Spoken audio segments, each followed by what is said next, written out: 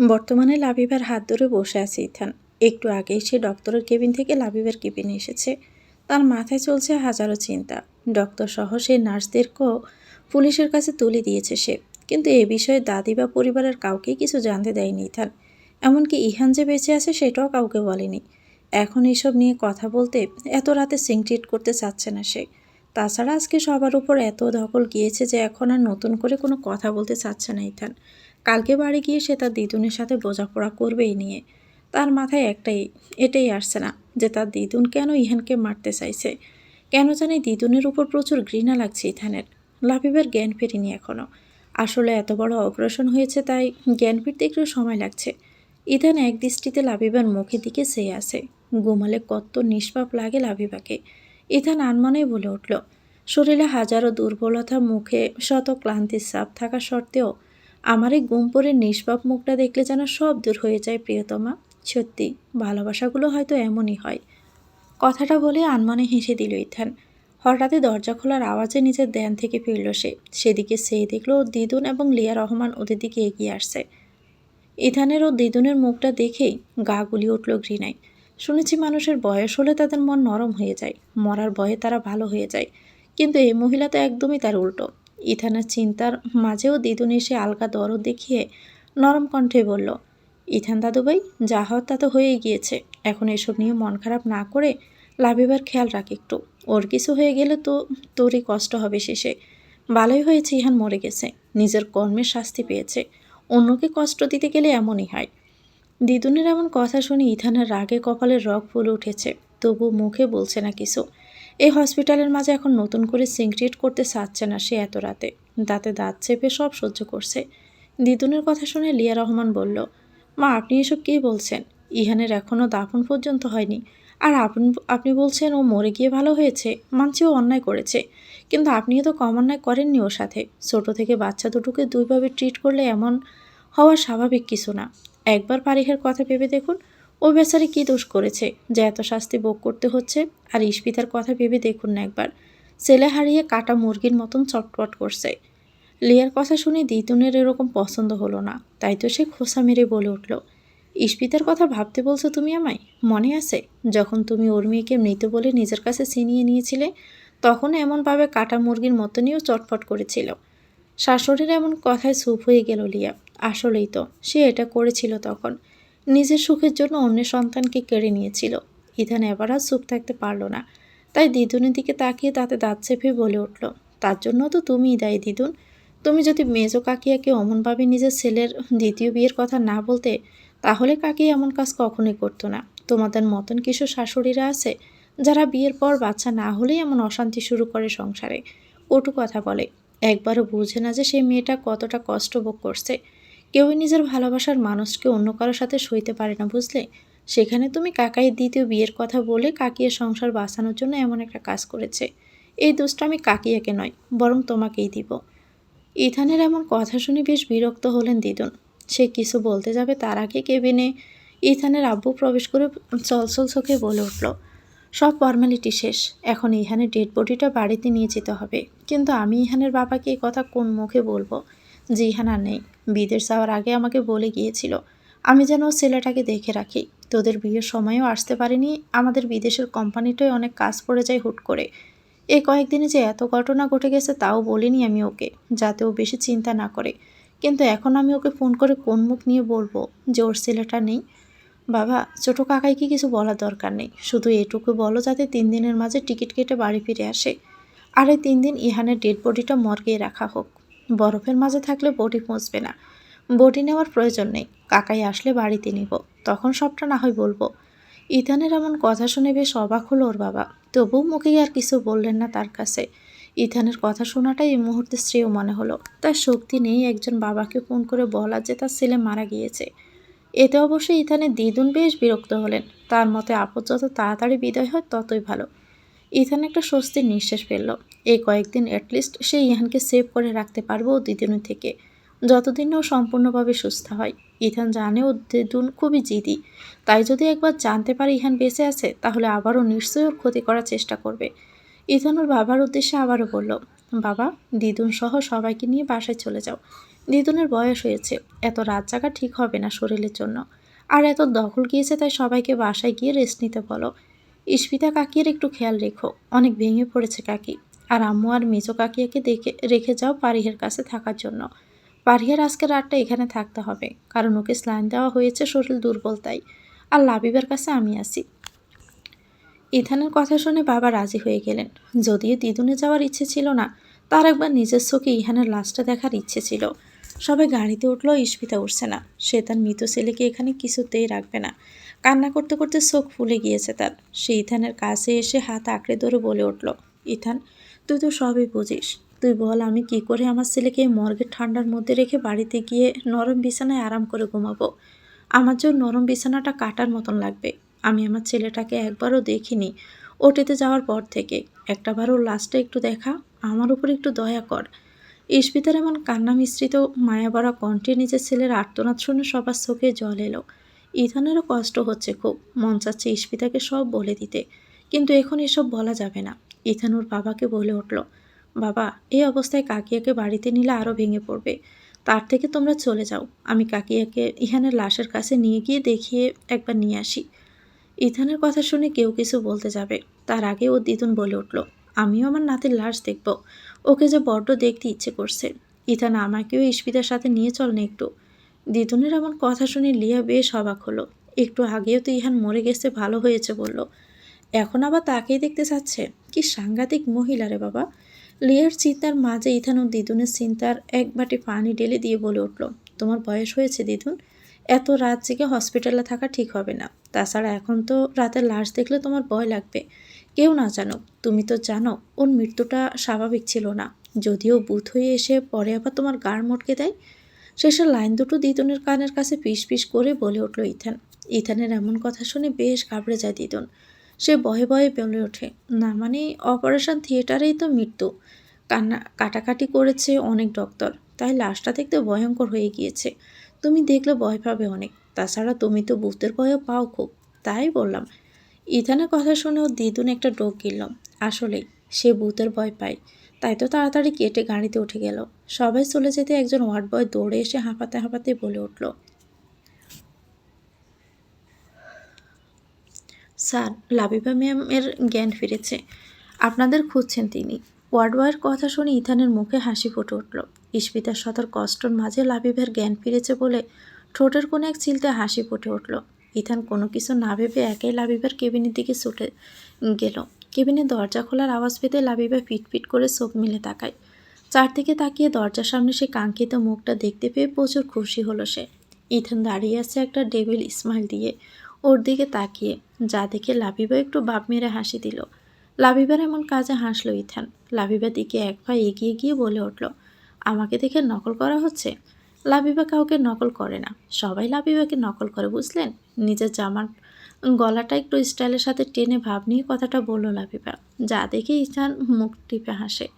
সুস্থ হয়ে পারোনি, তার আগে এত ভাব, পুরোপুরি সুস্থ হয়ে গেলে তখন কি করবে? আপনাকে জ্বালিয়ে ছাই করে দিব, ডেভিল ইসমাইল দিয়ে কথাটা বলল সে। এই কয়দিন কি আর কম জ্বালিয়েছ আমাকে? আমার হৃদয়টা কি কম জ্বলেছে এই কয়েকদিন? বাবা, এত রোমান্টিক ডায়ালগ কার কাছ থেকে শিখেছেন? ডং দেখলে বাসি না। লাবিবার এমন কথা ইথান বোকা বনে গেল। সে কিছু বলতে যাবে, তার আগেই ইথানের মা লিয়া রহমান এসে লাবিবাকে ঘিরে ধরল। কেমন লাগছে, কোনো সমস্যা হচ্ছে কিনা, খিদে পেয়েছে কিনা, হাজারো প্রশ্ন। তো কখনো প্রচুর আদর করছে লাবিবাকে। এরই মধ্যে ইথানের কোনো সুযোগই পাচ্ছে না কথা বলার। সে শুধু অস্থির হচ্ছে লাবিবার সাথে কথা বলার জন্য। ইথানের এমন অবস্থা দেখে লাবিবার প্রচুর হাসি পাচ্ছে। সবার কথার মাঝে সে বলল, আম্মু, বাকিরা সবাই চলে গিয়েছে নাকি বাড়িতে? হ্যাঁ, একটু আগে বেরিয়ে গেল। আসলে অনেক রাত হয়েছে আর সারাদিন অনেক দখল গিয়েছে সবার উপর, তাই ইথানই ওদের পাঠিয়ে দিয়েছে। রাত প্রায় 2টা বাজে এখন। 2টা বাজে শুনে লাবিবা বেশ অবাক হলো। এত রাত হয়ে গিয়েছে? সে এবার বেশ চিন্তিত কণ্ঠে বলে উঠল, বড় কাকিয়া, ইহান ভাইয়া কোথায়? উনি কেমন আছে? আমি ভাইয়ার কাছে যাব, ভাইয়াকে দেখব। লাবিবার এই কথা শুনে থমকে গেল তারা দুজন। এমনি অপারেশনের জন্য এত বড় দখল যাচ্ছে মেয়েটার উপর, এখনও পুরোপুরি সুস্থ হয়নি। এখন যদি তারা লাবিবাকে বলে ইহান আর বেঁচে নেই, তাহলে তো মেয়েটা আরও কষ্ট পাবে, ভেঙে পড়বে। কী করবে তারা বুঝতে পারছে না। ঠিক তখনই লাবিবা তাদের উদ্দেশ্যে বলল, আচ্ছা, তোমাদের চোখ মুখ কেমন ফোলা লাল কেন? দেখে মনে হচ্ছে তোমরা অনেক কান্না করেছ। যেমনটা কেউ মরে গেলে বা আপন মানুষ করে। লাবিবার কথা শুনে ইথানের আম্মু আর লিহা রহমান দুজনেই ভয় পেয়ে গেলেন। লাবিবা কিছু বুঝে গেল না তো। এদিকে লাবিবার মনে আবার কো ডাকছে তাদের চুপ থাকতে দেখে। লাবিবা কিছু রেগে বলল, মা তুমি আমাকে নিয়ে ইহান ভাইয়ের কাছে চলো তো। আমি এই হসপিটালের প্রত্যেকটা কোণা চিনি, তাই ইহান ভাইয়া কোন আইসিইউতে আছে সেটা খুঁজতেও কিন্তু আমার দেরি হবে না। তোমরা নিয়ে যাবে কি আমাকে, নাকি আমি একাই যাব? লাবিবার জেদ যে এত সহজে থামবে না তা ইথান ভালোই বুঝতে পেরেছে। তাই তো সে আবার বলে উঠল, ইহান আইসিইউতে অ্যাডমিট আছে, এখন ওর জ্ঞান ফিরেনি। চিন্তা করা লাগবে না, ওর জ্ঞান ফিরলে তোমাকে ওর কাছে নিয়ে যাব। এখন তুমি রেস্ট নাও। ইথানের কথা শুনে লাবিবা একটা স্বস্তির নিঃশ্বাস ফেলল। কারণ আর যাই হোক না কেন, ইথান ওকে মিথ্যে আশ্বাস কখনোই দেখাবে না। অন্যদিকে ইথানের এমন কথায় ওর মা লাবিবার আম্মু দুজনেই বর্গে গেল। অবাকের শেষ পর্যায়ে চলে গেছে তারা। ইথানের আম্মু উঠে এসে ইথানের কাছে গিয়ে আস্তে করে বলল, ইহানের জ্ঞান কি আদৌ ফিরবে ইথান? শুধু শুধু একজন মেয়েটাকে মিথ্যে আশ্বাস দেওয়াটা কি ঠিক হবে? মা, আমি যাই করি না কেন কাউকে কখনো মিথ্যে আশ্বাস দিই না। আমি যখন বলেছি তখন নিশ্চয়ই লাবিবাকে ইহানের সাথে দেখা করাবো, জ্ঞান ফিরলে ওর। শান্ত কণ্ঠে বলল ইহান। অন্যদিকে ছেলেরা এমন কথায় হতভম্ব হয়ে গেলেন ইথানের আম্মু। ইহান কি তাহলে বেঁচে আছে? কিন্তু ডক্টর তো বলে ইহান মারা গেছে, এটা কেমন করে সম্ভব? তার মাথা যেন উলটপালট হয়ে যাচ্ছে, কারোর মাথায় কিছু আসছে না। ঠিক তখন ইথান খেয়াল করলো ইস্পিতা এখানে নেই। চমকে বলে উঠল সে, আম্মু, ছোট কাকিয়া কোথায়? তোমাদের সাথেই না ছিল? ইথানের এমন কথায় তারাও বেশ খানিকটা অবাক হলো।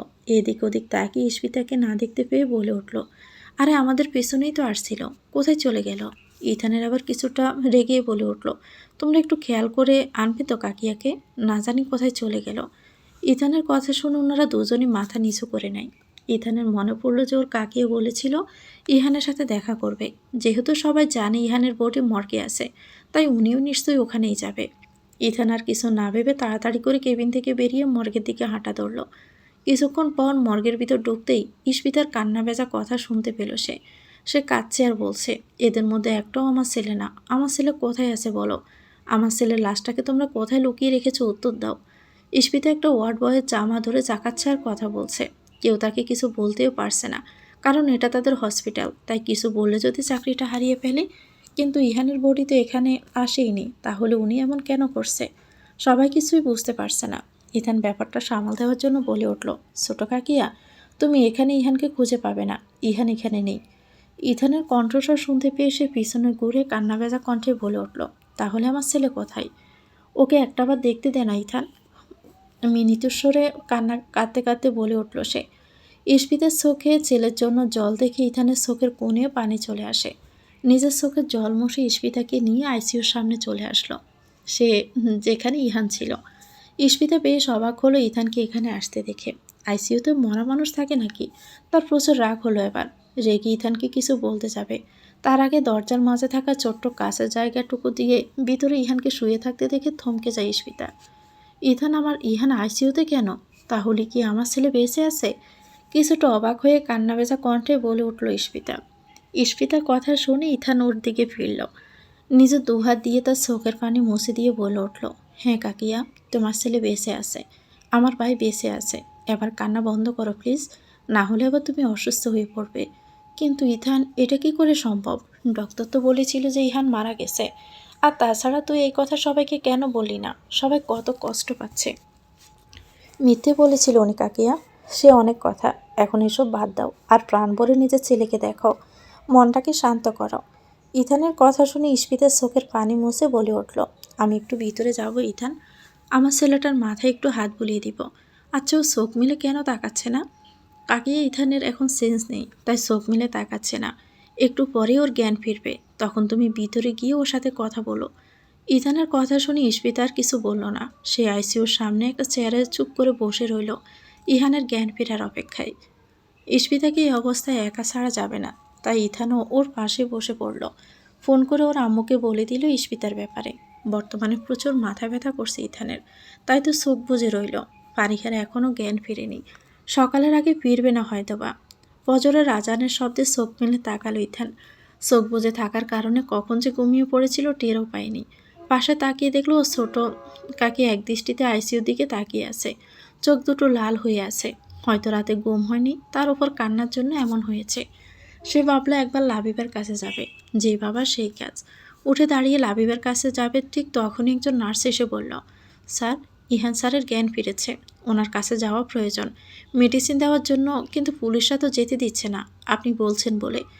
নার্সের কথা শুনে ইথান কিছু বলে ওঠার আগে ওর কাকিকে এসে অস্থির কণ্ঠে নার্সের উদ্দেশ্যে বলল, আমি ইহানের সাথে দেখা করব, আমাকে নিয়ে চলুন প্লিজ।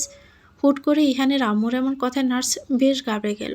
ঠিক তখন ইথান বলে নার্সের উদ্দেশ্যে বলে উঠল, আমি ইহানের কাছে যাচ্ছি, আপনি একটা কাজ করুন, আমার আম্মু আর লাবিবার আম্মুকে গিয়ে বলুন আইসিইউ নাম্বার 7-এ আমি তাদের ডেকে পাঠিয়েছি। ইথানের এমন কথা শুনে নার্স মাথা নাড়িয়ে চুপ করে চলে গেলেন। ইথান ইস্পিতাকে নিয়ে ইহানের কাছে গেল। চারদিকে মাত্র ভোরের আলো ফুটেছে, পাখির কিচিরমিচির আওয়াজ শোনা যাচ্ছে বাহির থেকে। রাতের গভীর অন্ধকার কাটিয়ে সূর্য তার আলোক রোশনি চারদিকে ছড়িয়ে দিচ্ছে। ঠিক তেমনি সবার জীবনে অন্ধকারকে দূর করে দিয়ে আজ থেকে হয়তোবা নব্য অধ্যায়ের জাগরণ ঘটবে। ইহান চোখ বুজে বেডের উপর শুয়েছিল। দরজা খোলার আওয়াজে চোখ মেলে তাকালো সে। মাকে দাঁড়িয়ে থাকতে দেখে চোখে পানি চিকচিক করে উঠল তার। মা বলে আস্তে করে ডেকে উঠল সে। ছেলের ডাক শুনে দৌড়ে ছেলের কাছে চলে গেল ইস্পিতা। পাশে বসে ছেলের মাথায় হাত বুলিয়ে দিতে লাগলেন, আর কাঁদতে রইলেন নীরবে। আসলে মা মানুষটাই এমন, নিজের সন্তানের কষ্ট যে সহ্য করতে পারে না। ইহান ওর মায়ের হাত জড়িয়ে ধরে আস্তে করে বলে উঠল, কেমন আছো মা? তোমার চোখ মুখের এমন অবস্থা কেন? কাকিয়ার চোখ মুখ এমন অবস্থা কার জন্য হয়েছে সেটা তুই খুব ভালো করেই জানিস, তাই অযথা পাও কথা বলিস না। নিজের ছেলের এমন অবস্থা দেখলে যে কোনো মায়েরই এমন অবস্থা হয়। কিছুটা তেড়াভাবে কথাটা বলে উঠল ইথান। ইথান পেছনে থাকায় এতক্ষণ তাকে খেয়াল করেনি ইহান। তাকে দেখে বেশ অবাক হলো সে। হঠাৎই ইথান বলে উঠল, আচ্ছা ইহান, তুই যে চিঠিতে লিখেছিলি যে তোর মনে হয় তুই মারা যাবি, এটা কি আদৌ সত্য ছিল, নাকি তুই নিশ্চিত ছিলিস যে তুই মারা যাবি? ইথানের কথা শুনে থমকে গেল ইহান। হঠাৎই ইথানের এমন কথা বলার কারণ বুঝতে পারছে না সে, কিন্তু এটা ঠিকই বুঝতে পেরেছে যে ইথান চিঠিতে লেখা ওই কথাটা নিয়ে সন্দেহ করেছে। সবেমাত্র আইসিইউ দরজা ঠেলে ভিতরে ঢুকছিল ইথানের মা। আর লিয়া রহমান নার্সের কথা শুনে ঠিক তখন ইথানের মুখ থেকে চিঠির কথা শুনে অবাক হয়। যখন ইহানকে জীবিত দেখলো তখন যেন ভূত দেখার মতো চমকে উঠল। যদিও ইথান আগেই বলেছিল লাবিবাকে যে ইহান বেঁচে আছে, কিন্তু তারা ভেবেছিল যে এটা শুধু লাবিবাকে সান্ত্বনা দিয়েছে, ভাবেনি যে ইহান বেঁচে আছে। ইস্পিতা অবাক চোখে ইহানের দিকে তাকিয়ে আছে চিঠির কথা শুনে। এর মাঝে ইথান আবারও বলল, কি হলো ইহান, বল। তুই জানতিস না যে ওটিতে গেলে তোর লাইফ নিয়ে রিস্ক থাকবে? আচ্ছা, তুই যখন জানতিস দিদুনের প্ল্যান, তাহলে গেলি কেন সেখানে নিজের জীবনের ঝুঁকি নিয়ে? আমাকে একবার বলতে পারতিস তুই সবটা। ইথানের এমন একের পর এক প্রশ্ন শুনে ইহান থতমত খেয়ে গেল। বাকিরা কিন্তু কিছুই বুঝতে পারছে না ওদের কথার আগামাথা। ইহান এবার সবাইকে আরেক দফা অবাক করে দিয়ে বলে উঠল, হ্যাঁ, আমি জানতাম দিদুনের প্ল্যানের বিষয়ে। আমি জানতাম দিদুন আমাকে মেরে ফেলতে চেয়েছিল। যখন লাবিবার অপারেশনের জন্য সবাই তোড়জোড় করছিল, তখন আমি দিদুনের কাছে যাচ্ছিলাম ক্ষমা চাইব বলে। অনেক অন্যায় করেছি আমি জীবনে। যখন আমি দিদুনকে ডক্টরের সাথে দেখতে পেলাম তখনই সেখানে এগিয়ে গেলাম। আর সেখানে গিয়ে শুনতে পেলাম দিদুন আমাকে অপারেশন থিয়েটারে মেরে ফেলার জন্য বলেছে ডক্টরকে। তুই যখন জানতিস তাহলে বললি না কেন আমাকে? ইহানকে মাঝপথে থামিয়ে দিয়ে রেগে বলে উঠল ইথান কথাটা। পরিবারের সবাই আমাকে ঘৃণা করে আমার জঘন্য কাজের জন্য। আমার ভালোবাসার মানুষটাও আমার থেকে মুক্তি চাইতো। আমার নিজের বোনটাকে আমি মেরে ফেলতে চেয়েছি। বড় ভাইয়াকে হিংসা করতাম। সবার এত ঘৃণা আর এত পাপের বোঝা নিয়ে আমি ভিতরে ভিতরে এমনি তিলে তিলে শেষ হয়ে যাচ্ছি। এভাবে বেঁচে থাকার চেয়ে মরে যাওয়া ভালো। সবার এত অবহেলা সহ্য করার ক্ষমতা ছিল না, তাই তো দিদুনের কথা কাউকে বলিনি, কারণ আমার কাছে মরে যাওয়াটাই বেস্ট মনে হয়েছে। তাই তো ক্ষমা চেয়ে ওই চিঠিটা লিখেছিলাম তখন। এক নাগাড়ে কথাগুলো বলে দিল ইহান। চোখে তার পানি টলমল করছে। হয়তো ছেলে বলে এখনও জল গড়িয়ে পড়েনি। সবাই ওদের কথা মন দিয়ে শুনছিল এতক্ষণ। ওনাদের শাশুড়ি ইহানকে কোনো মারতে চাইবে। ইথানের মা এবার রেগে বলে উঠল, কি হচ্ছে ইথান, এগুলো কী সব বাজে কথা বলছো তোমরা? এগুলো তোমার দিদুনের নামে। মানছেও নি ইহানকে সেভাবে ভালোবাসে না, কিন্তু তাই বলে ওকে মারার মতো এমন বাজে কাজ উনি কিছুতেই করতে পারে না। ইথান মায়ের কথা শুনে ওনার দিকে শান্তভাবে তাকালো। এরপর আস্তে আস্তে তাদেরকে সব বলল। পুরো ঘটনা শুনে তাদের মাথায় যেন আকাশ ভেঙে পড়েছে। একজন 65 বছরের বুড়ো মানুষের চিন্তাধারা এমন হতে পারে, তারা স্বপ্নেও ভাবেনি। ইস্পিতার রাগে মন চাচ্ছে ওই বুড়ির পাকা চুলগুলো টেনে ছেড়ে ফেলতে। তার ছেলে অন্যায় করেছে মানছে, তাই বলে তাকে মেরে ফেলার অধিকার তো তার নেই। সবাই চুপ করে আছে। আসলে এমন একটা সত্য মানতে পারছে না তারা। হঠাৎই ইহানকে বলল, তুই যে মরে যেতে চাইছিলি, সবাই তোকে ঘৃণা করে বলে, কিন্তু একটাবারও কি ইস্পিতা কাকির কথা ভেবে দেখেছিস? পাগলের মতো কাঁদছিল উনি। ফারিহা বেচারি তো কাঁদতে কাঁদতে সেন্সারি হসপিটালের বেডে শুয়ে আছে। ওই মেয়েটার কি দোষ ছিল যে ওকে এত কষ্ট দিলি? ইথানের কথা শুনে ইহান বেশ অবাক হয়ে তার দিকে তাকিয়ে বলে উঠল, ও কেন আমার জন্য কাঁদবে ভাইয়া? ও তো আমার থেকে মুক্তি চাইতো, অন্য কাউকে বিয়ে করে সুখী হতে চাইছিল। ও নিজে আমাকে এই কথা বলেছে। আমি তো ওর সেই ইচ্ছাটাই পূরণ করতে চেয়েছিলাম। তোমার কোথাও ভুল হচ্ছে। তুই যদি এখন আইসিইউতে ভর্তি না থাকতিস, তাহলে তোর গালে ঠাটি একটা শট দিতাম। সবসময় এক লাইন বেশি বুঝিস তুই। ফারিহা কথাগুলো রাগ করে বলেছে, তুই যাতে আরেকটু শাস্তি পাস। আর তুই কিনা ওইগুলো সত্যি ভেবে নিলি? আরে ও তোকে পাগলের মতন ভালোবাসে। সবসময় প্রিয় মানুষের বলা কথাগুলো সত্য হয় না। কথাটা মনে রাখিস ইহান। আর বাকি রইল সবার ঘৃণার কথা, সবাই তোকে ক্ষমা করে দিয়েছে। সবারই বলছিল এই জন্য তারা অনুতপ্ত। আর আমার রাগ তো তখনই ভেঙে গিয়েছে, যখন তুই লাবিবাকে বোন মেরু দিতে রাজি হয়েছিলি। আমি তখনই বুঝে গিয়েছিলাম যে তুই তোর কাজের জন্য অনুতপ্ত। ইথানের এমন কথায় চুপ করে রইল ইহান। কি বলবে কিছু বুঝতে পারছে না। ইথান এবার সবার উদ্দেশ্যে বলে উঠল, এখন এসব নিয়ে বাড়িতে কাউকে কিছু বলো না। আগে সুস্থভাবে বাড়িতে ফিরি, তারপর দিদুনকে মজা বুঝাবো, দিদুনেরই টেকনিকে। কথাটা বলে বাঁকা হাসল ইথান। ইথানের কথার আগামাথা তো কিছুই বুঝল না তারা, কিন্তু এটা ঠিকই বুঝেছে যে তার মাথায় শয়তানি বুদ্ধি এসেছে। ইহানকে মেডিসিন দিয়ে দিল, যার দরুন অতল ঘুমে হারিয়ে গেল ইহান। আজ ইহানের ঘুমিয়ে শান্তি থাকার কারণ ইথান তাকে ক্ষমা করে দিয়েছে। ভাইয়ের ঘুমন্ত মুখটা দেখে ইথানের অজানা শান্তি অনুভব হচ্ছে। ইহানকে ঘুমোতে দেখে ইথান বলে উঠল, এখন সবাই চলো, ইহানের রেস্টের দরকার। আর তাছাড়া আইসিইউতে এত মানুষ থাকা ঠিক না। ইথানের কথা শুনে সবাই সেখান থেকে বেরিয়ে এলো। সকাল হলে ফারিহার জ্ঞানও ফিরল। এখন আর আগের মতো কান্না করছে না ফারিহা, একদম চুপ হয়ে গেছে, কারোর সাথে কথাও বলছে না। ইথান একবার চেয়েছিল ফারিহাকে সবটা বলে দিবে, কিন্তু পরে কিছু একটা ভেবে আর বলল না। সকালে ইথান বাড়ি চলে গেল, লাবিবার সাথে টুকটাক কথা বলে। ফ্রেশ হয়ে খাবার খেয়ে আবার দুপুরে চলে এলো হসপিটালে। তবে একা আসেনি, সাথে তার দিদুনও এসেছে। ইথান না আনতে চাইলেও প্রচুর জোড়াজোড়ি করে এসেছে সে। দিদুন যখন লাবিবার সাথে কথা বলছিল, তখন হুট করে লাবিবা বলে উঠল, দিদুন, ইহান ভাইয়ের কাছে নিয়ে চলো না আমাকে। আমি আম্মু কাকিয়াদের বলছি, কিন্তু ওরা কিছুতেই আমাকে নিয়ে যাচ্ছে না দেখো। লাবিবার এমন কথায় চমকে উঠল দিদুন। লাবিবা কি তাহলে জানে না যে ইহান বেঁচে নেই, নাকি ইহান আসলেই বেঁচে আছে? ইথান লাবিবার পাশে বসেছিল, তাই তখন ব্যাপারটাকে ধামাচাপা দেওয়ার জন্য বলে উঠল, আরে ইহানের সাথে তো এখন দেখা করা যাবে না। তোমার শরীর দুর্বল, তাই এখন বেড থেকে নামতে পারবে না। তো ইহানের কাছে কি করে যাবে? তার থেকে বাড়িতে গেলে একেবারে ভাইয়ের সাথে মন ভরে কথা বলো কেমন? আর তার আগে ইহান সুস্থ হয়ে গেলে এমনিতেই তোমার সাথে দেখা করতে আসবে। ইথানের কথা শুনে লাবিবা মুখটা গোমড়া করে রইল। একটু হেঁটে গেলে কী বা হতো? ইথানের দিদুন ওর দিকে সন্দেহ দৃষ্টিতে তাকালেই ও দিদুনকে সাইডে ডেকে এনে বলে উঠল, দিদুন, লাবিবাকে এখন বলা যাবে না যে ইহান মরে গেছে।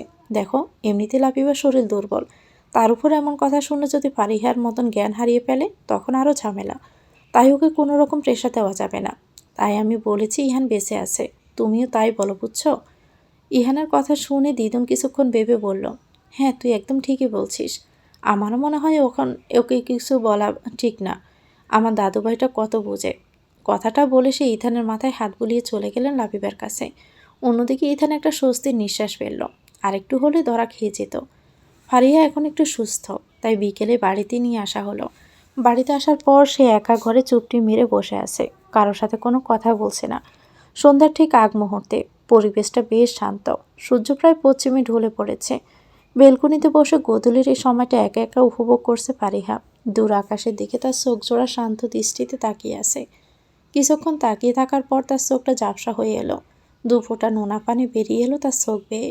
আকাশের দিকে চেয়ে বলে উঠল সে, গোধূলির এই সময়টা বড়ই ধোঁয়াশার। না দিন না রাত এখন, বরং দিন আর রাতের মিশ্রণেই বেলা সৃষ্টি। শত শত মানুষ তার প্রিয় মানুষটার সাথে এই সময়টা উপভোগ করে। সব রাগ অভিমান ভুলে গিয়ে দিন শেষে এই সময়টাতে তারা এক হয়ে যায় ঠিক এই দিন আর রাতের মতো আর উপভোগ করে প্রকৃতির এই সৌন্দর্যকে। কিন্তু আজ আমার প্রিয় মানুষটাই যে নেই এখানে। সে যে ওই গোধূলির আকাশে হারিয়ে গেছে, আর কোনোদিনও ফিরে আসবে না। আমাকে একা রেখে চলে গেছে ওই দূর আকাশে। হয়তো ধোঁয়াশার এই গোধূলিতে তুমি প্রিয় লুকিয়ে আছো। খুব মিস করছি আপনাকে ইহান, খুব। শেষের কথাটা বলে ডুকরে কেঁদে উঠল ফারিহা। একসময় চোখের পানি ফুরিয়ে এলে সেখানে ঘুমিয়ে পড়ল ফারিহা ক্লান্তির জন্য। ফারিহার সাথে ইহান দেখা করতে চাইলেও ইথান করতে দেয়নি। তার মতে এখন ইহানের প্রচুর রেস্টের প্রয়োজন, তাড়াতাড়ি সুস্থ হতে হলে। তাছাড়া ফারিহার সাথে এখন দেখা করা রিস্ক, কারণ দিদুন বেশিরভাগ সময় ফারিহার কাছে থাকে। তাই যদি টের পেয়ে যায়। 3 দিন পর ইহানের বাবা বাড়ি ফিরলে তাকে সবটা জানানো হয়। প্রথমে ইহানের মৃত্যুর খবর পেয়ে সবার সামনে কান্নার নাটক করলেও সবটা জানতো সে, কারণ ইথান তাকে আগেই সবটা বলে দিয়েছিল। মনে মনে নিজের মায়ের প্রতি প্রচুর রাগ জমেছে তার, ঘৃণাও হচ্ছে। যে মানুষটা তাকে জন্ম দিল সেই মানুষটাই কিনা তার ছেলেকে কেড়ে নিতে চেয়েছে। কিসের এত রাগ ইহানের প্রতি, এটাই বুঝতে পারছে না। ইহানের বদলে অন্য একটা ডেড বডি এনে দাফন করা হলো সবার অগোচরে। কাজটা খুব সাবধানেই করা হলো, যাতে কেউ টেরও না পায়। তবে লাশটাকে ঠিক ওর দিদুনের ঘরের জানালার সামনে কবর দেওয়া হলো। সবাই প্রচুর কান্নাও করেছিল, তবে দিদুন লোক দেখানো ন্যাকা কান্না করেছে। ফারিহা নিঃশব্দে কেঁদে চলছে, আর কান্না তো সেদিন থেকেই শুরু হয়েছে যেদিন শুনেছি ইহান আর নেই। সব থেকে বেশি কষ্ট তো সেই ভোগ করেছে। কোন পাপের শাস্তি দিচ্ছে আল্লাহ তাকে।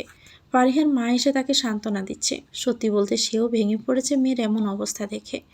সময় কাটতে লাগলো তার আপন গতিতে। দেখতে দেখতে 1 সপ্তাহ চলে যায়। ইহান আল্লাহর রহমতে এখন অনেকটাই সুস্থ। লাবিবার আগেই তার রিকভার হয়েছে।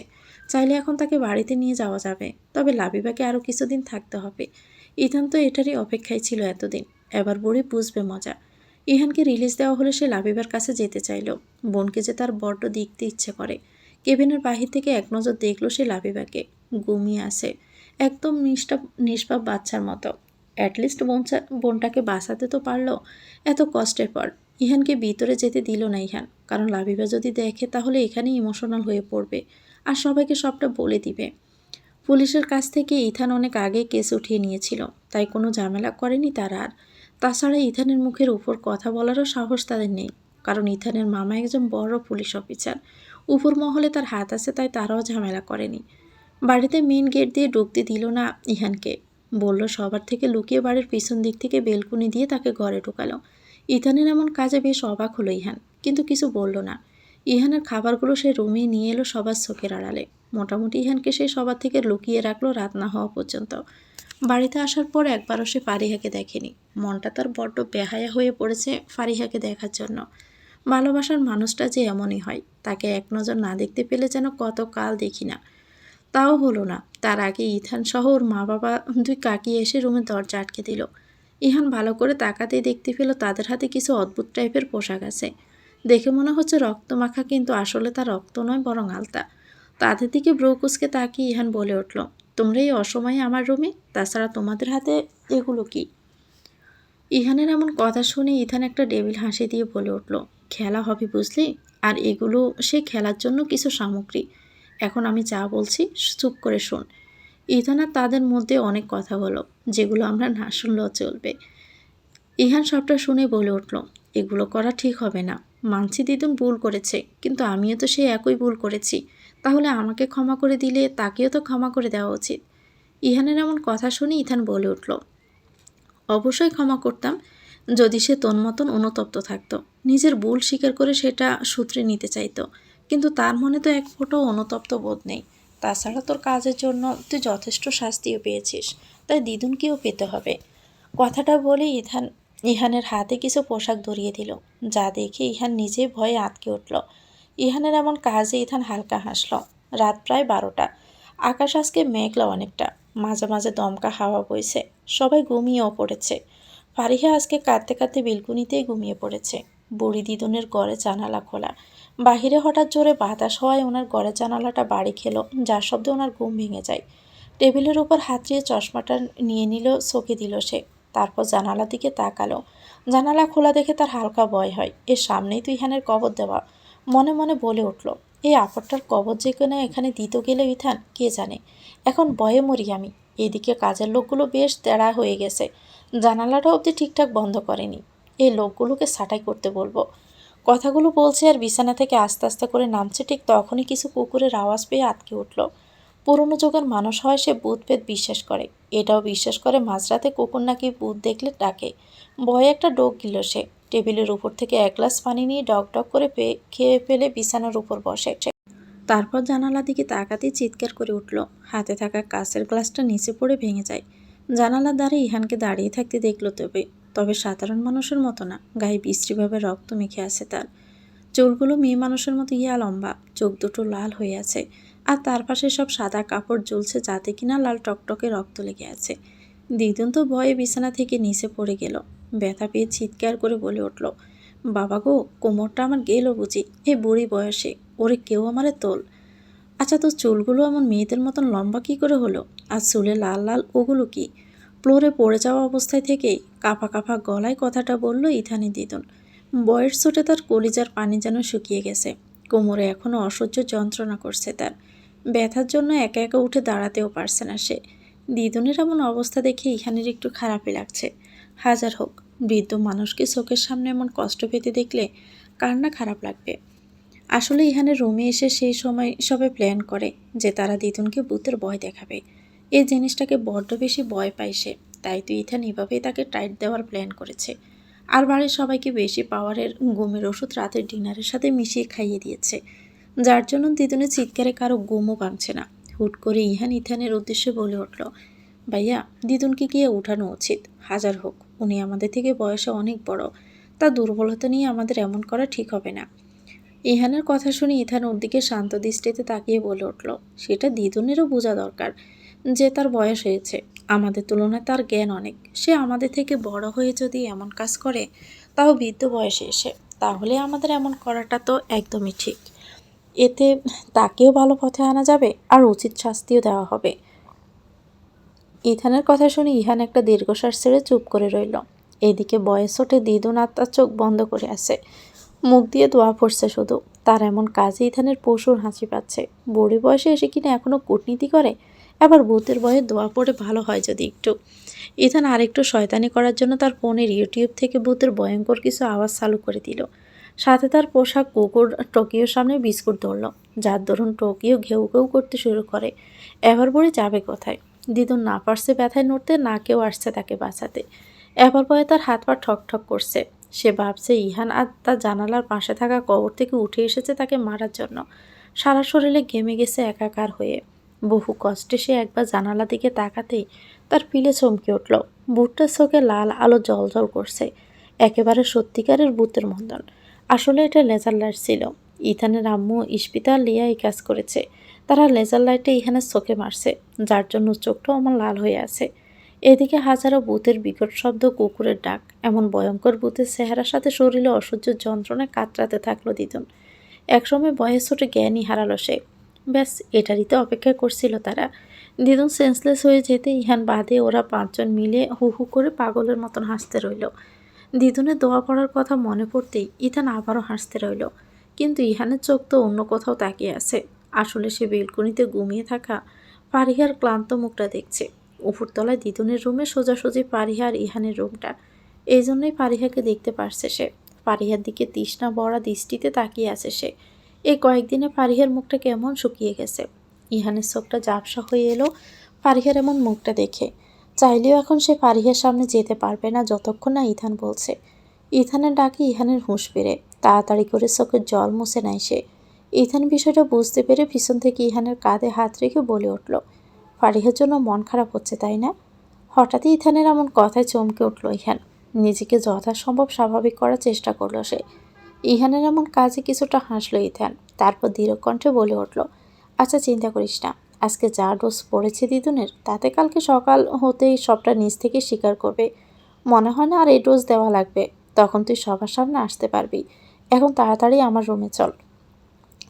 ইথানের কথা শুনে একটা মুচকি হাসি দিয়ে ইহান সেখান থেকে চলে যায় ইথানের রুমে। আর ইথান সহ বাকিরা তাদের সব জিনিসপত্র লুকিয়ে রেখে দিদুনের ঘরে গিয়ে গ্লাস ভাঙা কাঁচের টুকরোগুলো লুকিয়ে ফেলল। আর দিদুনকে বিছানায় শুইয়ে দিয়ে সেখান থেকে চলে গেল তারা। ফজরের আজানে পারিহার ঘুম ভেঙে যায়। বেলকনি থেকে উঠে রুমে গিয়ে ফ্রেশ হয়ে ফজরের নামাজ পড়ে নেয় সে। নামাজ শেষে মোনাজাতে ইহানের জন্য প্রচুর কান্না করে। তারপর জায়নামাজ উঠিয়ে রেখে একটু বাহিরে বের হয় সকালের স্নিগ্ধ পরিবেশটা উপভোগ করার জন্য। রুমের বাহিরে এসে নিচে নেমে যখন সে বাগানের দিকে যাবে, তখনই দিদুনের ঘরের দরজা খোলা দেখে বেশ অবাক হলো সে। একটু এগিয়ে যেতে দিদুনকে ঘুমাতে দেখে অবাক হয় সে। উনি ফজরের নামাজের সময় উঠে আর তো ঘুমায় না, তাহলে আজ হঠাৎ এখনও ঘুমাচ্ছে? পারিহে কিছু একটা ভেবে আর একটু এগিয়ে গিয়ে দিদুনকে ডাক দিল, কিন্তু সে তাও উঠল না। ফারিহার আবার ভয় হতে শুরু করে। এত ডাকার পরও উঠলো না। ফারিহা গিয়ে দিদুনের গায়ে হাত রেখে যখন ডাকতে যাবে তখনই সে অবাক। শরীর খানিকটা গরম। আসলে ভয়ে তার জ্বর চলে আসছে। এত সকালে কেউ তেমন ঘুম থেকে ওঠেনি। ফারিহা কিছু না ভেবে একটা বাটিতে পানি এনে রুমাল ভিজিয়ে দিদুনের গায়ে জলপট্টি দিতে লাগে। সে সাথে দেখে জ্ঞান ফিরল, জ্বরের জন্য আবারও বেহুঁশ হয়ে যায় সে। সামনে ফারিহাকে দেখে ভয়ে জড়িয়ে ধরে থাকে, হাউমাউ করে কেঁদে ওঠে। দিদুনের এমন কাজে ফারিহা অবাকের শেষ পর্যায়ে পৌঁছে যায়। সে বুঝতে পারছে না আজ হঠাৎ করে দিদুনের কি হলো। ইথান সকাল সকালে মর্নিং ওয়ার্কের জন্য বেরোচ্ছিল। ইহান এখনও তার রুমে ঘুমাচ্ছে। ইথান ভেবেছিল সেখান থেকে ফিরে ফ্রেশ হয়ে একবার লাবিবার সাথে দেখা করতে যাবে, আর 2 দিন পরেই হয়তো ওকে রিলিজ দিয়ে দিবে। রুম থেকে বেরিয়ে দিদুনের রুমের সামনে দিয়ে যাওয়ার সময় তার কান্নার আওয়াজ পেয়ে সেখানেই থেমে যায় সে। মনে মনে একটা ডেভিল স্মাইল দিয়ে বলে ওঠে, বাহ দোস্ত যে এত তাড়াতাড়ি কাজে দিবে ভাবতেও পারিনি। এখন ভালোই ভালো সব স্বীকার করলেই হলো, কারণ বৃদ্ধ মানুষকে তো আর মেরে সত্যিটা বের করা যায় না। এত আরও ব্যাপারটা জঘন্য আর বিশ্রী দেখাবে, তাই এভাবেই আসল কথাটা বের করতে হবে। ইথান কিছু একটা ভেবে রুমের ভিতরে ঢুকলো, আর যা দেখলো তাতে অবাকের শেষ পর্যায়ে চলে যায়। নাদিয়া বেগম মানে দিদুন ফারিহাকে জড়িয়ে ধরে কাঁদছে আর বলছে, আমি খুনি, আমি তোর স্বামীর খুনি রে দিদিভাই। তোর সব থেকে বড় সম্পদ আমি কেড়ে নিয়েছি তোর থেকে। দিদুনের এমন কথা শুনে ফারিহা অবাক চোখে তার দিকে তাকিয়ে আছে। সে যেন স্তব্ধ হয়ে গেছে। দিদুনের কথার মানে বুঝতে পারছে না সে। ফারিহা অবাক হয়ে কিছুটা সন্দেহের কণ্ঠে বলল, আমার স্বামী তো ইহান, কিন্তু তুমি কেন ইহানের খুনি হতে যাবে দিদুন? ইহান তো অতিরিক্ত ব্লিডিংয়ের জন্য মারা গিয়েছিল ওটিতে। তুমি জ্বরের করে কিসব উল্টাপাল্টা বকছো দিদুন? না, আমি উল্টাপাল্টা না, সত্যি বলছি। আমি ডক্টরকে বলেছিলাম যাতে ইহানকে ওটিতেই মেরে ফেলে। ডক্টর আর কিছু একটা বলে দামাচাপা দিয়ে দেয় বিষয়টা, যাতে কেউ টের না পায়। আর এখন ইহান মরে যাওয়ার পর বুধ হয়ে আমার পিছনে পড়েছে ওর মৃত্যুর বদলা নেওয়ার জন্য। আমাকে তুই বাঁচা। দিদুনের কথা শুনে ফারিহা যেন অবাকের শেষ পর্যায়ে চলে যায়। একবার ভাবছে বুড়ো মানুষ জ্বরের করে হয়তো উল্টাপাল্টা বকছে, আবার ভাবছে জ্বর এতটাও বেশি না যে এত উল্টাপাল্টা কিছু বকবে। তাছাড়া ভূতের কথা কেন বলবে? হঠাৎ দিদুনের জ্বর আসার কারণটাও বুঝতে পারছে না। সব যেন মাথার উপর দিয়ে যাচ্ছে। ইথার রুমের ভিতরে ঢুকে দিদুনের এমন কথা শুনে অবাক হয়ে দাঁড়িয়ে আছে। ওর দিদুন অনেক সাফা স্বভাবের, কখনো নিজের দোষ স্বীকার করতে চায় না, সবসময় অন্যকেই দোষারোপ করে। তার দিদুন যে ভূতকে ভয় পায় এটা সে জানতো, কিন্তু তাই বলে এতটা ভয় পাবে সে ভাবতেও পারেনি। কিন্তু ভূতের ভয়ে সবটা স্বীকার করলেও সে তার কাজের জন্য আদৌ কি অনুতপ্ত? মনে মনে কথাগুলো ভাবছে ইথান। হঠাৎই দিদুন রুমে অন্য কারো উপস্থিতি টের পেয়ে ফারিহাকে ছেড়ে সেদিকে খেয়াল করলো। ইথানকে দরজায় দাঁড়িয়ে থাকতে দেখে কিছুটা ভয় পেয়ে গেল সে। তার ভয় হচ্ছে এটা ভেবেছে ইথান সত্যিটা জানা পড় না জানি কি করবে ওনার সাথে। হঠাৎই ফারিহা সবার চিন্তার মাঝে বলল, ইথান ভাইয়া, আপনি এখানে এসে ভালো করছেন। দেখুন না, দিদুন কী সব আবল তাবল বকছে, ওনার জ্বরও আছে হালকা, আপনি একটু দেখুন। ফারিহার কথা শুনে ইথান নিজের ধ্যান থেকে ফিরে তারপর কিছুটা শান্ত কণ্ঠে বলে ওঠে, দিদুন আবল তাবল কিছুই বলছে না ফারিহা, তার বলা প্রত্যেকটা কথাই সত্যি। উনি ডক্টরকে বলেছিল ইহানকে মারতে, যার জন্য ডক্টর ওকে স্লো পয়জনিং করে ওটিতে। ইথানের কথা শুনে ফারিহার মাথায় তো আকাশ ভেঙে পড়ল। তাহলে দিদুন সত্যি ইহানকে মেরেছে? তার সবটুকু খুশি কেড়ে নিয়েছে সে, কিন্তু কেন এমন করলো? ফারিহার কিছু ভাবতে পারছে না। তার চোখ দুটো আবার ঝাপসা হয়ে এসেছে। ইথান আবার তার দিদুনের দিকে তাকিয়ে বলে উঠল, দিদুন এখনো সময় আছে, সব সত্যিটা বলে দাও সবাইকে, না হলে ইহানের ভূতকে তো তোমায় ছাড়বে না। তুমি তো জানো ভূতরা তার অপরাধীকে ছাড়ে না যতক্ষণ না সে অপরাধী শাস্তি পাচ্ছে। তাই সময় থাকতে সত্যিটা বলে দেওয়া উত্তম আমার মতে।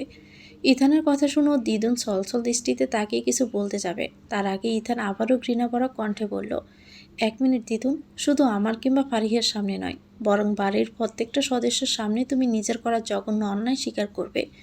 আর কেউ কিছু বলে ওঠার আগে ইথান বাড়ির সবাইকে ডাক দিল। এত সকালে ইথানের চেঁচামেচিতে সবার ঘুমে ভেঙে যায়।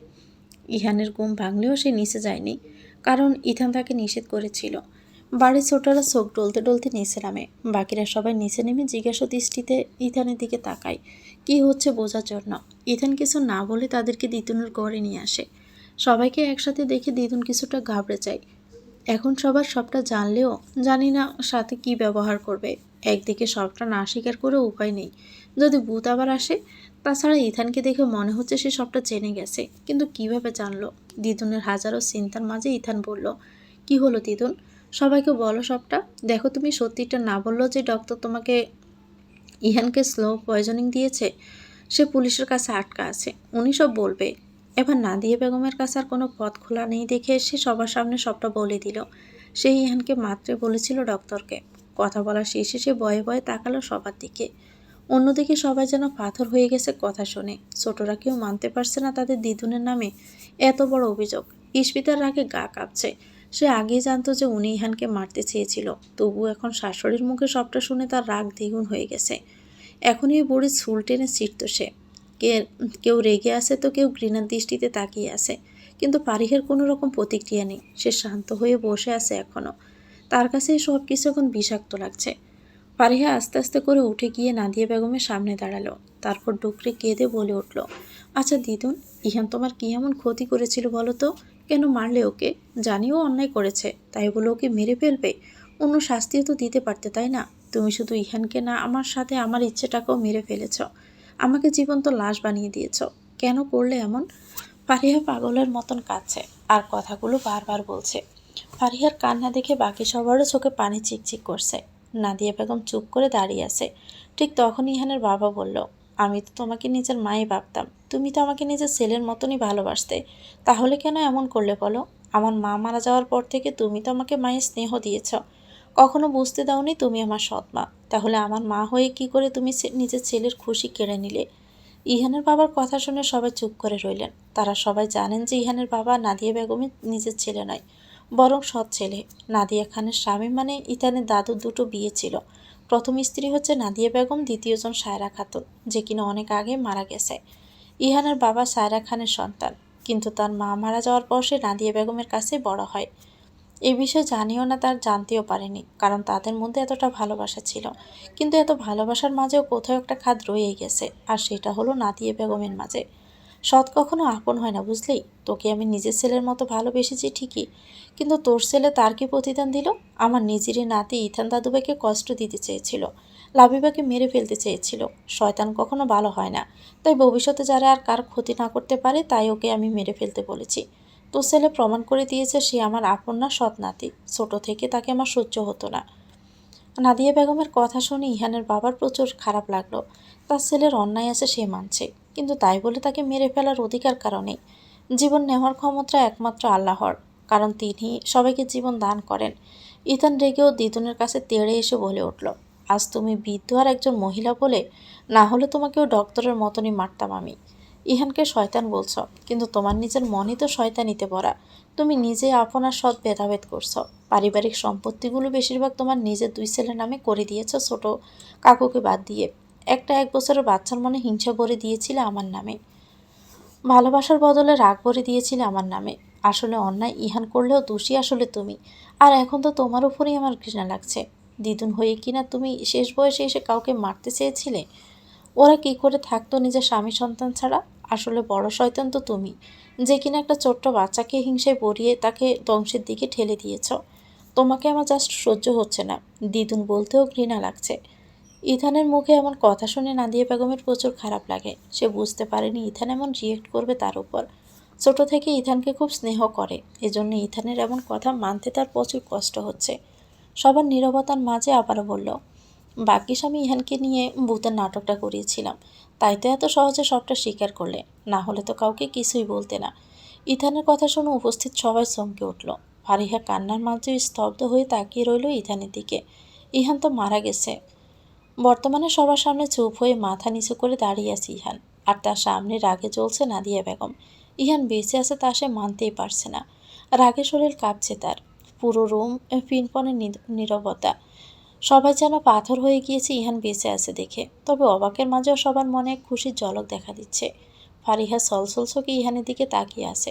প্রচুর অভিমান করেছে সে ইহানের উপর, তাকে এত কষ্ট দেওয়ার জন্য এই কয়েকদিন।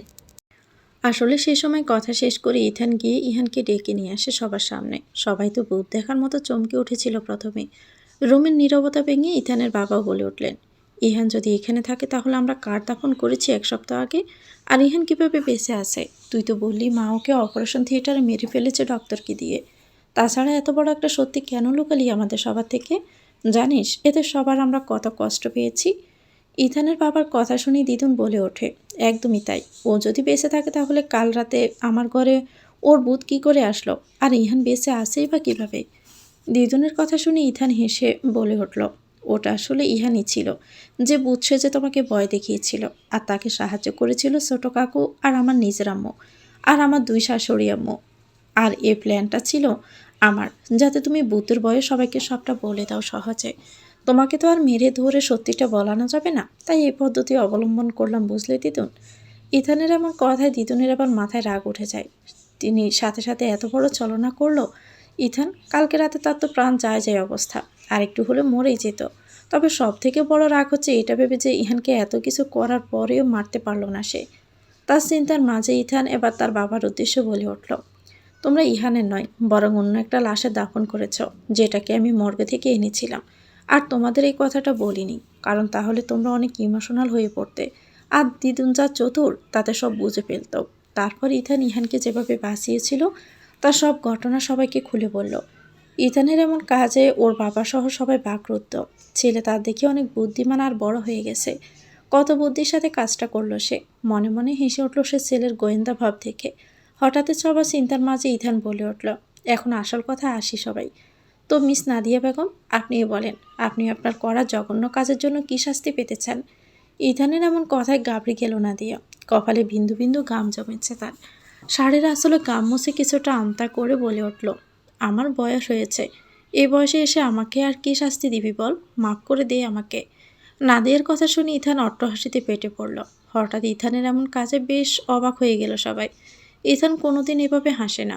ইথানের এমন হাসিতে কেন জানি নাদিয়া বেগমের ভয় হচ্ছে। সে ভয়ে ভয়ে বলে উঠল, এভাবে হাসছিস কেন? ইহানও তো লাবিবাকে মারতে চেয়ে তোকে কষ্ট দিতে চেয়েছিল, তবুও তো ওকে তোরা মাফ করে দিয়েছিস, তাহলে আমাকে কেন করবি না? দিদুনের এমন কথা শুনে ইথান হাসি থামিয়ে রাগীভাবে বলে উঠল, তোমার কি একটু লজ্জা করছে না দিদুন? নিজের অন্যায়কে অন্য একজনের সাথে তুলনা করছো তুমি? ইহান তো তোমার থেকে বয়স আর বুদ্ধি দুটোতেই ছোট। ওর বোঝার ক্ষমতায় বা কত? ওর ভুলটা তাও মানা যায়, কিন্তু তুমি তো এতদিন সংসার করে এসেছ, সব দিক দিয়ে তোমার জ্ঞান আছে। সেই তুমি কিনা এই বয়সে এসে এমন কাজ করলে? ওর সাথে তোমার তুলনা হয় না দিদুন। আর বাকি রইল শাস্তির কথা, তো ইহান তার কাজের জন্য যথেষ্ট শাস্তি পেয়েছে। সবাই ওকে ঘৃণা করে, সেটা নিজে অনুতপ্ত ওকে শিখিয়েছে। এমনকি পাড়ি থেকেও সবচেয়ে বড় শাস্তি পেয়েছে। প্রিয় মানুষের অবহেলা পেয়েছে। আর সব থেকে বড় আঘাত তো তখন পেয়েছে যখন ও জানতে পারলো লাবিব ওর নিজের বোন।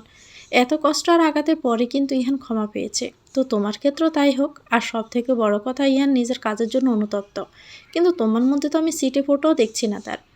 এক নিঃশ্বাসে কথাগুলো বলেই থেমে গেল ইথান। সবাই নীরব শ্রোতা হয়ে ইথানের কথা শুনছে শুধু। পারিহা যেন এখনো গোরের মধ্যে আছে। ইহানকে এতদিন পর দেখতে পেয়ে সে তো নিজের চোখের তৃষ্ণা মেটাতে ব্যস্ত। না জানি ইথান তাকে কী শাস্তি দেয়। সবার চিন্তার মাঝে ইথান বলল, তোমার বয়স হয়েছে, তাই বাকিদের মতন তোমাকে আমি পুলিশে দিয়ে বা মেরে ধরে শাস্তি দিতে পারবো না। এতে নিজের কাছেই ছোট হব, কিন্তু তোমার জন্য এক নিদারুণ মানসিক যন্ত্রণার ব্যবস্থা করছি। আচ্ছা দিদুন, তুমি তো আমাকে খুব ভালোবাসো তাই না? আমাকে ছাড়া থাকতে তো তোমার খুব কষ্ট হয়ে শুনেছি। তো সেই আমি যদি তোমাকে ছেড়ে চলে যাই তাহলে কেমন হবে বলো তো? ইথানের কথা শুনে উপস্থিত সবাই চমকে উঠল। সবাই খুব ভালো করে জানে যে নাদিয়া এই মুহূর্তে ইথানকে না দেখলে পাগল হয়ে যায়। ছোট থেকে সে ইথানকে সব থেকে বেশি স্নেহ করে। তাছাড়া ইথানও তো দিদুনকে খুব ভালোবাসে। ও কি করে তাকে ছাড়া থাকবে? ইথানের কথা শুনে নাদিয়ার আবার মাথার টনক নড়ল। সে দ্রুত গতিতে এসে ইথানের হাতটা আঁকড়ে ধরে ভয়ে ভয়ে বলে উঠল, এমন করিস না দাদুভাই। তুই জানিস তুই আমার সাথে কথা না বললে, আমাকে দূরে রাখলে আমি ভিতরে ভিতরে শেষ হয়ে যাব। নাদিয়ার এমন কথায় ইথানের উপর কোনো প্রভাব ফেলল না। সে নিজেকেই এক সপ্তাহে অনেক শক্ত করে নিয়েছে যাতে দিদুনকে শাস্তি দিতে পারে আর ওনার ভুলটা ধরিয়ে দিতে পারে। ইথান ওর হাতটা ঝটকা মেরে ছাড়িয়ে দিয়ে দিদুনের থেকে যা দেখে দিদুন ওকে ছলছল দৃষ্টিতে তাকিয়ে বলল, কালকে সকালে আমরা আমাদের চট্টগ্রামের বাড়িটাতে চলে যাব। কেউ আমার সাথে এই বিষয় নিয়ে দ্বিতীয়বার কোনো কথা বলতে আসবে না। আমার এক কথা বারবার বলতে ভালো লাগে না। ইথানের এমন কথায় সবাই একটু না বরং অনেকটাই অবাক হয়ে গেল, কিন্তু তারা সবাই রাজিও হয়ে গেল। তাদের মনে হলো যে নাদিয়া বেগম একা থাকলে হয়তো নিজের ভুলটা বুঝতে পারবে সবার ভালোবাসার অভাবে। তাই তো কেউ আর না করলো না। কালকে লাবিবাকে রিলিজ করিয়ে আমি ডিরেক্টলি ওখান থেকে ওকে নিয়ে চট্টগ্রামের বাড়িতে চলে যাব। কথাটা বলেই ইথান সেখান থেকে গটগট করে চলে যায়। একে একে সবাই রুম ত্যাগ করলো। সন্ধ্যার ঠিক আগ মুহূর্ত। নিজের রুমের বেলকনিতে চুপটি করে দাঁড়িয়ে একদৃষ্টিতে রক্তিম আকাশের দিকে চেয়ে আছে পারিহা। সূর্য প্রায় পশ্চিমে ঢলে পড়েছে। চারদিকে শুনশান নীরবতা বইছে। মাঝে মাঝে দমকা হাওয়া এসে পারিহার গায়ে লাগছে। সে চুপটি করে প্রকৃতির স্নিগ্ধ পরিবেশ উপভোগ করছে। হঠাৎ কাঁধে কারো শীতল হাতের স্পর্শ পেয়ে চমকে উঠল পারিহা। তবে মুহূর্তে বুঝে গেল সে যে এটা আর কেউ নয়, বরং ইহান।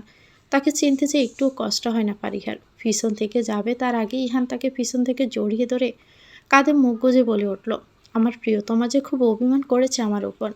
এই জন্য সকাল থেকে একটা বারও আমার সাথে কথা বলেনি। কিন্তু সে কি জানে যে আমি তার সাথে একটু কথা বলার জন্য ঠিক কতটা চটপট করছি?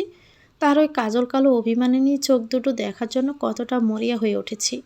থাক থাক, এখন আর কবি হয়ে ওসব রোমান্টিক ছন্দ বলে ফার্ম দিতে হবে না। ছেলেদের ডং আমার জানা আছে, প্রথমে কষ্ট দিবে, তারপর মেয়েদের কাছে এসে অমন ঢং করে সরি বলে মাপ চাইবে। মাঝপথে ইহানকে থামিয়ে দিয়ে কথাটা বলে উঠল ফারিহা। তার এমন কথা ইহান ব্যাবার সেকা খেয়ে যায়। কিছুক্ষণ ফারিহার দিকে চোখ বড় বড় করিয়ে তাকিয়ে স্তম্ভিত হয়ে দাঁড়িয়ে রইল সে। তারপর মুখটা বাঁকা করে বলে উঠল, কি সুন্দর একটা রোমান্টিক পরিবেশে এমন একটা পাউল মার্কা কথা না বললে হতো না? মুডটাই নষ্ট হয়ে গেল। ইহানের এমন কথায় ফারিহা যেন রাগে গা জ্বলে উঠল। তাড়াতাড়ি করে ইহানের দিকে ফিরে রাগে স্বরে বলে উঠল, মজা নেন তাই না? আমার জায়গায় থাকলে বুঝতেন কষ্ট কী জিনিস। তখন রোমান্টিক মুহূর্ত বিষাক্ত লাগতো। ফারিহার এমন কথা শুনে ইহান মাথা নিচু করে চুপ করে রইল। কিছু একটা ভেবে সে ফারিহার কোমরে হাত রেখে তাকে নিজের বুকের সাথে মিশিয়ে নিয়ে রাগী চোখে বলে উঠল, তুমিও তো আমাকে বলেছিলে যে আমার থেকে তোমার মুক্তি চাই, অন্য কাউকে বিয়ে করে সুখী থাকবে তখন। ইহানের এমন কথা শুনে ফারিহা ছলছল চোখে বলে উঠল, আমি তো ওইটা রেগে বলেছিলাম, মন থেকে কি বলেছি নাকি? আপনি বোঝেন না কেন বলুন তো? আমার যে খুব কষ্ট হয় আপনাকে ছাড়া থাকতে। কথাটা বলে ডুকরে কেঁদে উঠল সে। ফারিহার এমন কাজে ইহান কিছুটা ভরকে যায়। সে ভাবেও নি ফারিহা এভাবে কেঁদে দিবে। সে ফারিহাকে আরও শক্ত করে জড়িয়ে ধরে বলে উঠল, এই বউ, কান্না করো না প্লিজ। তোমার চোখের পানি যে আমি সহ্য করতে পারি না। আমি তোমার সাথে অনেক আগেই দেখা করতে চেয়েছিলাম, কিন্তু ইথান ভাইয়া করতে দেয়নি তার প্ল্যানের জন্য। আমি জানি তুমি আমাকে ছাড়া খুব কষ্ট পেয়েছ, এর জন্য তুমি আমাকে যে শাস্তি দিবে দাও, কিন্তু এভাবে কান্না করো না প্লিজ। ইহানের কথা পারিহার কান পর্যন্ত যায়নি হয়তো, তাই তো সে এখনও একইভাবে কেঁদে চলছে। ইহানের শার্ট ভিজে গেছে অলরেডি পারিহার চোখের জলে। ইহান এবার আর কোনো উপায় না পেয়ে বলে উঠল, তুমি যদি আর একটু কান্না করো তাহলে আবার সত্যি সত্যি না ফেরার দেশে চলে যাব আমি, আর কখনোই ফিরে আসবো না তোমার কাছে। ইহানের এমন কথায় ফারিহা চমকে উঠল। সে দ্রুত নিজের চোখের জল মুছে বাচ্চাদের মতো ভীত কণ্ঠে বলে উঠল, এমন বলবেন না প্লিজ, আমি আর কান্নাও করব না, কিন্তু আমাকে ছেড়ে যাবেন না প্লিজ। আপনাকে ছাড়া থাকতে আমার খুব কষ্ট হয়। ফারিহার এমন বাচ্চাদের মতন কথা শুনে ইহানের একটু হাসি পেল, কিন্তু তবুও সে না হেসে গম্ভীর হয়ে বলল, আচ্ছা ঠিক আছে, এখন ভালো মেয়ের মতন ভাত খাবে তুমি। দুপুরে কিছু খাওনি, আমি খাবার নিয়ে আসছি, দাঁড়াও। কথাটা বলেই ইহান সেখান থেকে চলে গেল। আর ফারিহা বাচ্চাদের মতন হেঁচকি তুলে কাঁদতে রইল, কিন্তু মুখ দিয়ে কোনো শব্দই বের করলো না ভয়ে। কিছুক্ষণ পর ইহান এক প্লেট খাবার নিয়ে বেলকুনিতে আসলো। দোলনার উপর ফারিহাকে বসিয়ে দিয়ে নিচে বসে পড়ল সে। তারপর প্লেটে ভাত মাখিয়ে ফারিহার মুখের সামনে ধরে। ফারিহা ইহানের দিকে কিছুক্ষণ তাকিয়ে থেকে ধপ করে ইহানের কোলের উপর গিয়ে বসে পড়ল। হঠাৎই ফারিহার এমন কাজে চমকে উঠল ইহান। সে ভাবেনি ফারিহা এমন কিছু করবে।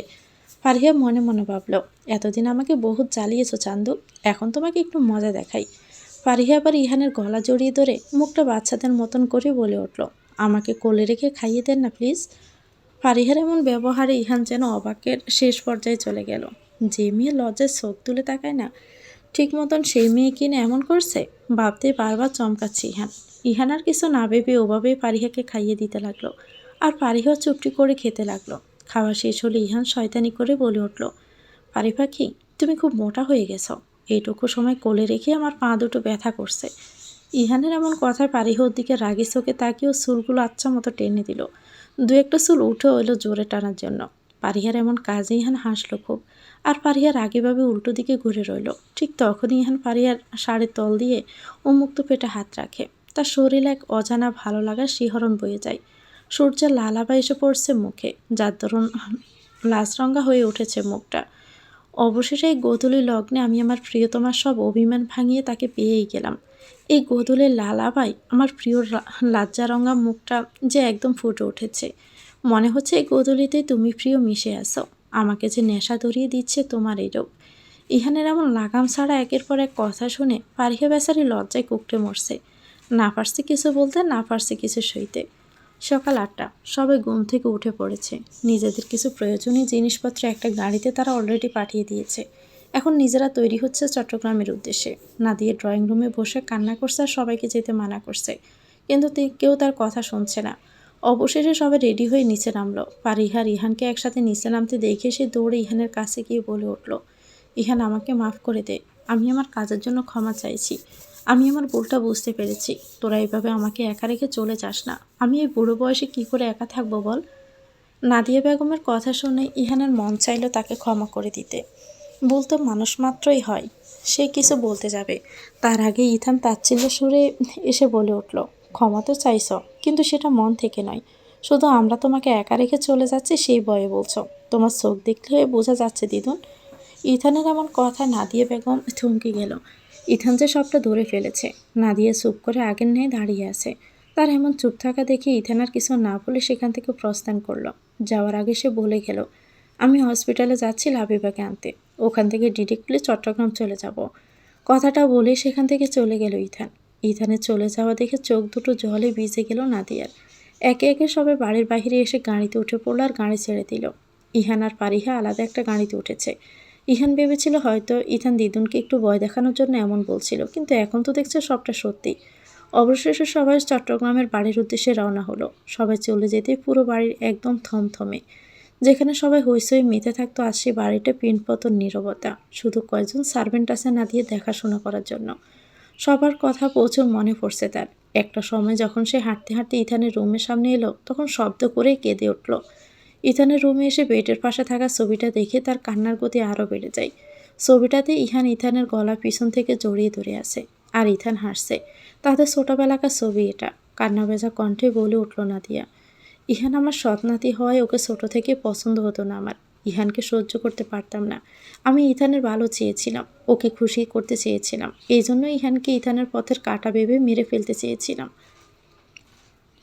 ইথানের পথের কাঁটা ভাবলেও সে আমার ইথানের খুশির কারণ ছিল। আমার ইথান দাদুভাইয়ের কলিজার টুকরা ছিল।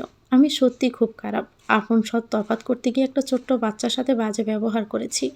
ইথান ঠিকই করছে আমাকে একা রেখে চলে গিয়ে। আমার সাথে এমনই হওয়া উচিত।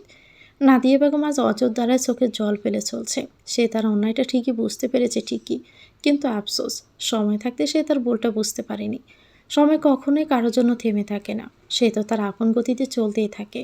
অতীতকে ফেলে রেখে বর্তমান হয়ে ভবিষ্যতের দিকে ছুটে যায়। আজ প্রায় 15 দিন হয়ে গেল ইথানরা চট্টগ্রামে এসেছে। লাবিবার প্রচুর খেয়াল রাখছে ইথান। এই কয়েকদিনে লাবিবাকে সেই দিন হসপিটাল থেকে রিলিজ করিয়ে এখানে নিয়ে আসে। এ বাড়িতে আসার জন্য প্রথমে লাবিবা অবাক হলেও আস্তে আস্তে তাকে সব ঘটনা খুলে বলে ইথান। সবটা শুনে লাবিবা অবাক হয়ে যায়। মনে মনে দিদুনের উপর রাগ হলেও একা রেখে চলে এসেছে ভেবে খারাপ লাগছে। তবে বাইকে কাছে পেয়ে তার থেকেও দ্বিগুণ খুশি ফারিহা ইহানকে কাছে পেয়ে। তাদের ধারণা না দিয়ে একাকিত্ব অনুভব করলে আপনা আপনি নিজের দোষটা বুঝতে পারবে। আর সেটাই সত্যি হলো। আজ সোমবার। ইথানদের চট্টগ্রামে আসা 16 দিন হলো। দুপুর গড়িয়ে বিকেল হতে চলছে। ঘড়ির কাঁটা 4টা বেজে 13 মিনিট। ফারিহা রুমের মধ্যে পায়চারি করছে আর বারবার ঘড়ির দিকে তাকাচ্ছে। আসলে ইহান সে ভোরে বেরিয়েছে, এখনো পর্যন্ত বাড়ি ফিরেনি। ফোনটাও বন্ধ তার। হঠাৎ দরজায় কলিং বেল বেজে উঠতে দৌড়ে নিচে নেমে গেল সে। ফারিহা আসার আগে দরজাটা অর্ধেক দিক গিয়ে খুলে দিয়েছে। ফারিহা দরজার দিকে তাকাটা একটা স্বস্তির নিঃশ্বাস ফেলল ইহানকে দেখে। সে ভাবলো রুমে গিয়ে ইহানকে কয়েকটা ধমক দিবে এত লেট করে আসার জন্য, কিন্তু তার আগে ইহানে থাকা ব্যক্তিটিকে দেখে চমকে উঠল ফারিহা। অর্থেরও একই অবস্থা। সেও হা হয়ে চেয়ে আছে ইহানের দিকে। ইহান ওদের দুজনকে এভাবে হা করে থাকতে দেখে মুখটা বাঁকা করে বলে উঠল, এভাবে তাকিয়ে আছো কেন তোমরা? নিজেকে মনে হচ্ছে নতুন বর, আর তোমরা আমাকে দেখতে এসেছো। ইস, আমার শরম করে না বুঝি? ইহানের এমন কথায় ফারিহার কাশি উঠে গেল। যা দেখে ইহান দ্রুত ডাইনিং টেবিল থেকে এক গ্লাস পানি ফারিহার কাছে নিয়ে গেল। ফারিহার কাছে পানিটা দিতে ফারিহা ডক করে পানিটুকু খেয়ে রাগী কণ্ঠে বলল, আপনার সাহস তো কম না যে ঘরে আস্তে একটা বউ থাকতে নতুন বর হওয়ার কথা বলছেন? শখ দেখলে গা পিত্তি জ্বলে যায়। ফারিহার এমন কথা ইহানের অনেক হাসি পেল। ঠোঁট চেপে হাসতে লাগলো সে। এতক্ষণে ড্রয়িং রুমে বাকি সদস্যরাও এসেছে। ফারিহার কাশির শব্দ শুনে সবারই একই অবস্থা ইহানের সাথে আসা ব্যক্তিটিকে দেখে। চোখ যেন ছানা বড়া হয়ে গেছে। আসলে ইহানের সাথে আসা ব্যক্তিটি হলো আর অন্য কেউ না, বরং নাদিয়া বেগম। কেউ ভাবতেও পারেনি নাদিয়া তো তাড়াতাড়ি ইহানের সাথে এখানে আসবে। সে তো ইহানকে সহ্যই করতে পারে না। লাবিবা ইথানের ফোনে গেমস খেলছিল। আর ইথান রুমে বসে ল্যাপটপে কিছু কাজ করছিল।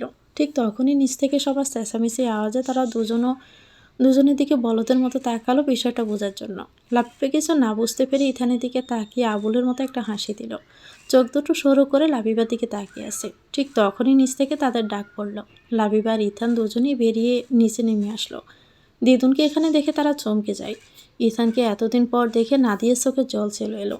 সবাই চুপ করে আসে এই মুহূর্তে। ঠিক তখনই নাদিয়া সবার উদ্দেশ্যে করুণার স্বরে বলল, তোরা সবাই ফিরে চল আমার সাথে। ওই বাড়িতে তোদের ছাড়া আমার খুব কষ্ট হয়। আমাকে তো তোরা শাস্তি দিতে চেয়েছিলিস। বিশ্বাস কর, তোরা যা শাস্তি দিবি আমি মাথা পেতে নিব, কিন্তু ফিরে চল আমার সাথে। আমাকে তোরা ক্ষমা করে দে। সেদিন নাদিয়ার কথায় অনুতপ্ত বোধ না থাকলেও আস্তে স্পষ্ট ফুটে উঠেছে। চোখে তার ক্ষমার আকাঙ্ক্ষা ফুটে উঠেছে। আজ সত্যি সে অনুতপ্ত তার কাজের জন্য। সবার চিন্তার মাঝে ইহান বলে উঠল, দেখো, ভুল তো মানুষ মাত্রই হয়। তাছাড়া এই কয়েকদিন অনেক শাস্তি পেয়েছে দিদুন। এবার তাকে ক্ষমা করে দাও সবাই প্লিজ। দিদুনকে ছাড়া আমারও একটু ভালো লাগছিল না, তাই তো সকালে ঢাকায় চলে যাই দিদুনকে এখানে নিয়ে আসতে। আমি ভেবেছিলাম দিদুন হয়তো রেগে থাকবে আমার উপর, আমাকে বকা দিবে, কিন্তু না। দিদুন তো আমাকে স্নেহের সাথে বুকে জড়িয়ে নিয়েছে, কান্না করেছিল আমাকে জড়িয়ে ধরে, এমনকি আমার কাছে ক্ষমা অবধি চেয়েছে। সার্ভেন্টের কাছ থেকে শুনেছি দিদুন নাকি খাওয়া দাওয়া ঠিকমতো করেনি কয়েকদিন। এভাবে চলতে থাকলে আবার দিদুনের শরীর খারাপ করবে। তাই এবার তোমরা রেগে থেকো না প্লিজ। দিদুন তো নিজের কাজের জন্য অনুতপ্ত। সত্যি বলতে দিদুন ছাড়া ইথান ভাইয়াও ভালো নেই আমি জানি, এমনকি তোমরা কেউই ভালো নেই। এতক্ষণ চুপ করে ইহানের কথাগুলো শুনছিল সবাই। সবাই চুপ করে দাঁড়িয়ে আছে, কি করবে তারা কেউ বুঝতে পারছে না। ঠিক তখনই ইথানকেও দিদুনকে জড়িয়ে ধরে কান্না করে দিল। ইথানের দিদুন কান্না মিশ্রিত কণ্ঠে বলে উঠল, কাঁদিস না দাদুভাই। আমি জানি তুই এই কয়েকদিন আমাকে দেখার জন্য রোজ ঢাকায় যেতি, কিন্তু আমার সামনে যেতিস না। আমিও জোর করে তোকে আটকাতে চাইনি, কারণ আমার এইটুকু শাস্তি দরকার ছিল। আমি সবার সাথে অন্যায় করেছি, জানি না আমি কখনো তার জন্য ক্ষমা পাবো কিনা। নাদিয়ার এমন কথায় ইহান গিয়ে তাকে পিছন থেকে জড়িয়ে ধরে বলে উঠল, বাহ, এখন সব আদর আবার ইথান ভাইয়া পাবে। তাকে পেয়ে আবারও আমাকে বলে গেছো। ইথানের কথা শুনে নাদিয়া ওকে ফের জড়িয়ে ধরে বলে উঠল, এবার আর আগের মতন জঘন্য ভুল আমি করব না। সবাইকে সমান ভালোবাসবো। অবশেষে বুড়ি দিদুন পথে এলো। দিদুন ইথানকে ছেড়ে দিয়ে তার সাথে আসা একজন সার্ভেন্টকে ডাক দিল। সাথে সাথে সার্ভেন্ট কিছু কাগজপত্র নিয়ে হাজির হলো। নাদিয়া বেগম পেপারগুলো হাতে নিয়ে ইহান আর ইথানের হাতে দিয়ে বলল, নিজের করা জঘন্য কাজগুলো তো আর ফেরত নিতে পারবো না, তবে তা শুধরানোর যথেষ্ট চেষ্টা করব। এই পেপারগুলো তোরা চলে আসার কিছুদিন পরেই আমি নতুন করে করিয়েছি, যেখানে সব সম্পত্তিগুলো আমি সমানভাবে তোর আর ইথানের নামে করিয়েছি, কাউকে বেশি বা কম দেইনি। আমি আর আপন সতের ভেদাভেদ করে পাপ করতে চাই না। এবার সে ফারিহের কাছে গিয়ে হাত জড়িয়ে ধরে কান্না মিশ্রিত কণ্ঠে বলল, আমাকে তুই ক্ষমা করে দিস দিদিভাই। আমি তো স্বামীকে মারতে চেয়েছিলাম, তোর সব থেকে কাছের জিনিসটাকে কেড়ে নিতে চেয়েছিলাম। আমাকে মাফ করে দে তুই। ফারিহা এবার আর রাগ করে থাকতে পারলো না দিদুনের উপর। প্রথমে তো প্রচুর অভিমান হয়েছিল, ঘৃণা হচ্ছিল। এখন চোখের সামনে একজন বৃদ্ধ মানুষকে এভাবে কাঁদতে দেখে তার মনটাও গলে যায়। সবাই এবার দিদুনকে ক্ষমা করে দিল। বুড়ো মানুষকে আর কতই বা শাস্তি দেওয়া যায়। সময় আবারও তার আপন গতিতে চলতে লাগলো। আরও 2 দিন পর তারা চট্টগ্রামে থেকে ঢাকার বাড়িতে ফিরে আসে। কিছুদিন যাওয়ার পর লাবিবাও পুরোপুরি সুস্থ হয়ে যায়, শুধু অতিরিক্ত দখল নিতে মানা করেছে। অনেক হাসি ঠাট্টার মাঝে সবার দিনগুলো যেতে লাগলো। চট্টগ্রাম থেকে এসেছে তারা আজ 2 মাস হতে চলল। তবে আজকের দিনটা তাদের জন্য বাকি সাধারণ দিনগুলোর মতো ছিল না। আজকে এহসান ম্যানশনে বিয়ের আয়োজন চলছে। ইথান আর লাবিবার বিয়ে আজকে। সবাই প্রচণ্ড খুশি। লাবিবাকে বেশি দখল নিতে মানা করেছে, তাই বিয়ের অনুষ্ঠানও বেশি বড় করে করেনি তারা, কারণ যত বড় অনুষ্ঠান তত বেশি দখল যাবে। অবশেষে হাজারো সমস্যা পেরিয়ে আজকে ইথান আর লাবিবার বিয়েটা সুশীলভাবে হয়ে যায়। বর্তমানে বাসর ঘরে বসে আছে লাবিবা। মনের মাঝে কেমন জানি চলছে, বুকটা দুঃখ করছে। বাহিরে চেঁচামেচির আওয়াজ আসছে। ইথানকে ফারিহা অর্থিসহ বাড়ির ছোট প্রত্যেক সদস্য আটকিয়েছে টাকার জন্য। এই নিয়ে হয়তো ঝামেলা করছে ইথান। আরও আধা ঘন্টা অপেক্ষা করিয়ে রাত 10টার সময় রুমে ঢুকল ইথান। দরজা খোলার আওয়াজে লাবিবার বুকের ভিতর ধক করে ওঠে। আস্তে আস্তে ইথান যত এগোচ্ছে লাবিবার বুকের ভিতর তত দুঃখফুকানি করছে। হঠাৎ ইথান লাবিবাকে পাশ কাটিয়ে বিছানায় ওপাশে কাবার থেকে নিজের ট্রাউজার আর টি শার্ট নিয়ে ওয়াশরুমে চলে গেল ফ্রেশ হতে। ইথানের এমন কাজে লাবিবা থ মেরে বসে রইল। মনে মনে প্রচুর রাগও হলো ইথানের ওপর। প্রায় 15 মিনিট পর বেরিয়ে এলো সে। দেখে মনে হচ্ছে ইথান শাওয়ার নিয়েছে। কালো টি শার্টটা ইথানের পরশা গায়ে ফুটে উঠেছে একদম। বেজা চুল দিয়ে কপাল বেয়ে টুপ টুপ পানি পড়ছে। লাবিবাকে এক প্রকার তাক লাগিয়ে দিয়ে ইথানের এমন লোক। ইথান লাবিবার কাছে এসে চোখের সামনে তুড়ি মেরে ডেবিল হাসি দিয়ে বলে উঠল, অমনভাবে কী দেখছো লাবু পাখি? আমার বুঝি লজ্জা করে না? রং দেখে বাসি না, ছেলে নাকি আবার লজ্জাও আছে। অমনভাবে বলছো কেন? তোমারই তো বর, সারা জীবন দেখতে পাবে। এখন গিয়ে ফ্রেশ হয়ে আসো। ইথানের মুখে তোমার বর কথাটা শুনে লাবিবার মনে একটা অজানা ভালো লাগা বয়ে গেল। সত্যি তো, এই মানুষটা তো এখন শুধুই তার। আনমনে হেসে উঠল লাবিবা। তারপর ওয়াশরুমে একটা 3 পিস নিয়ে ফ্রেশ হতে চলে যায়। ফ্রেশ হয়ে বাহিরে বেরোতেই ইথান তাকে কোলে তুলে নিল। জানো, যেন সে বসেই ছিল দরজার কাছে, যখনই লাবিবা বেরোবে তখনই ইথান কোলে তুলে নিবে। আচমকাই এমন হাওয়ায় লাবিবা বয়ে ইথানের শার্টের কলার খামচে ধরল, যা দেখে ইথান মুচকে একটা হাসি দেয়। লাবিবাকে বিছানার উপর শুইয়ে দিয়ে ওর মুখের কাছে মুখ নিয়ে নেশালো কণ্ঠে বলে উঠল, অনেক জ্বালিয়েছ আমাকে তুমি প্রিয়তমা, অনেক অপেক্ষাও করিয়েছ তুমি আমাকে। আজকে তার সব সুদ সুদ আসলে তুলে নিব, তোমাকে একেবারে নিজের করে নিব। কথাগুলো বলে লাবিবার গলায় মুখ ডুবালো ইথান। অবশেষে আজকে রাতে তাদের ভালোবাসার পূর্ণতা পেল। পরদিন সকাল গড়িয়ে দুপুর পেরিয়ে বিকেল হয়ে এলো। সারাদিনের বৌভাতের নানান ঝামেলা শেষ করে লাবিবার রুমের বেলকুনিতে এসে দাঁড়ালো। বাড়িতে এখন তেমন মেহমান নেই, তাই পরিবেশটা বেশ শান্ত। বিকেলের আকাশটা রক্তিম বর্ণ ধারণ করেছে। আকাশে ঝাঁকে ঝাঁকে পাখি উড়ে চলছে তাদের নিজের গন্তব্যে। মাঝে মাঝে দমকা হাওয়া এসে লাবিবার খোলা চুলগুলো উড়িয়ে দিয়ে যাচ্ছে। এই গদিলগ্ন তার সব থেকে বেশি পছন্দের। সারাদিনের ক্লান্তি এখানে এসে এক নিমিষেই উড়ে যায়। হঠাৎই পিছন থেকে ইথান এসে লাবিবাকে জড়িয়ে ধরল। হুট করে ইথানের এমন কাজে চমকে উঠল লাবিবা। ইথানের স্পর্শ পেয়ে শিউরে উঠল সে। ইথান তার কানের কাছে মুখ নিয়ে ফিস ফিসিয়ে বলল, আমাকে ছেড়ে একা একা গোধূলি বিলাস করা হচ্ছে বুঝি? This is not fair Labu পাখি। ইথানের এমন কথায় হাসল লাবিবা। তারপর সেও ইথানের কানের কাছে মুখ নিয়ে ফিস ফিস করে বলল, আপনাকে ছাড়া এই গোধূলি বিলাস কখনোই সম্পূর্ণ হতো না। তাই আর রাগ করতো না, বুঝলেন? লাবিবার কথা শুনে হালকাই হাসল ইথান। তারপর আনমনেই বলে উঠল, তুমি ছাড়া যে সব কিছু অসম্পূর্ণ প্রিয়, তোমাকে ছাড়াই আমিটা যে জীবন্ত একটা লাশ। অবশেষে এই বিকেলের গোধূলিতে তুমি প্রিয় আমার হয়ে গেলে। তো ভিউয়ার্স, গল্পটির নাম হচ্ছে গোধূলিতে তুমি প্রিয়। এটা গল্পের শেষ অংশ। গল্পটি কেমন লেগেছে কমেন্ট করে জানাবেন। ভালো লাগলে একটি লাইক দিয়ে দিবেন।